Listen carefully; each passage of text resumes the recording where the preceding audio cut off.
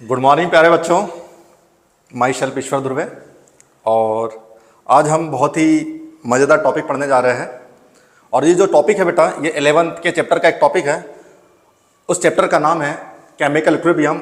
और chemical equilibrium में एक बहुत ही इम्पॉर्टेंट टॉपिक है, वो है प्यारे बच्चों लॉ ऑफ मास एक्शन, जिसे हिंदी में कहते हैं द्रव्य अनुपातिक क्रिया का नियम। तो प्यारे बच्चों, जो द्रव्य अनुपातिक क्रिया का जो नियम है, इस नियम को सबसे पहले दो साइंटिस्टों ने प्रतिपादित किया था। वो पहले साइंटिस्ट है गुलबर्ग एंड सेकेंड साइंटिस्ट है बेटा वागे। पहला कौन है? गुलबर्ग एंड वागे।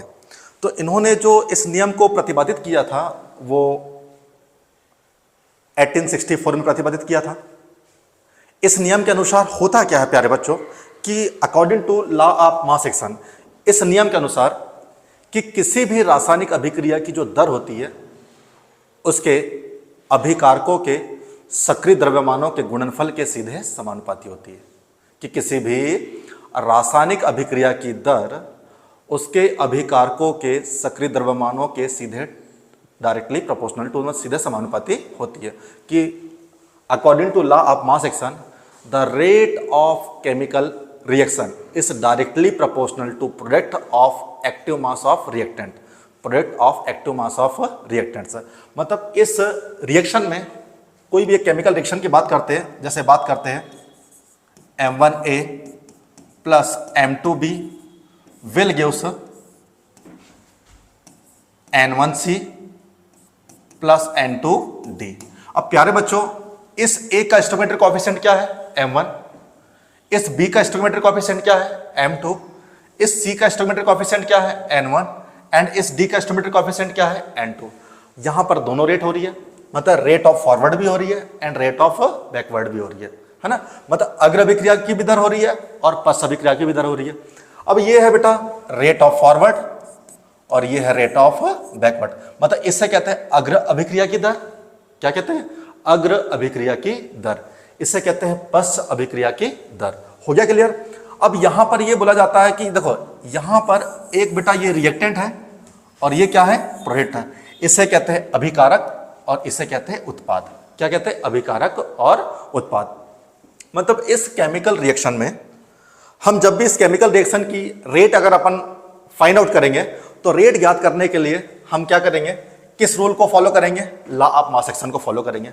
अब लॉ ऑफ मास एक्शन क्या है कि किसी भी रासायनिक अभिक्रिया की दर उसके अभिकारकों के सक्रिय द्रव्यमानों के गुणनफल के सीधे समानुपाती होती है। अब जो सक्रिय द्रव्यमान है, जो एक्टिव मास है, तो एक्टिव मास मैंने आपको लास्ट लेक्चर में बता दिया था कि एक्टिव मास क्या है। तो एक्टिव मास की डेफिनेशन ये बताया था कि the number of moles present in a unit volume is called as active mass.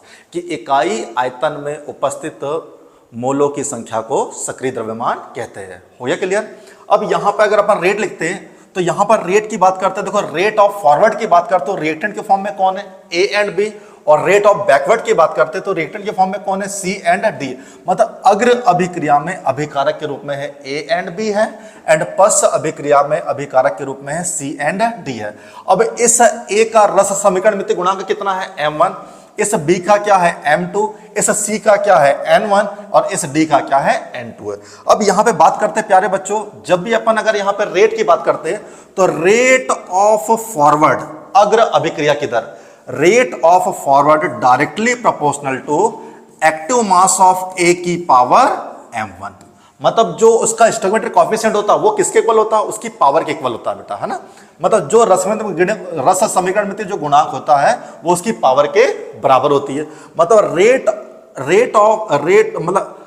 Rate of forward directly proportional to active mass of A की power M1 into active mass of B की power M2। ये हो गया clear? Second number पे बात करते हैं rate of backward directly proportional to active mass of C की power N1 into active mass of D की पावर N2। मतलब rate of forward directly proportional to क्या है बेटा? A की पावर M1 इंटू B की power M2। Rate of backward directly proportional to C की power N1 into D की power N2। हो गया क्लियर? जब यहां पे समानुपाती का चिन्ह लगा हुआ है, इस समानुपाती का चिन्ह को डायरेक्टली प्रोपोर्शनल टू को जब आप रिमूव करोगे तो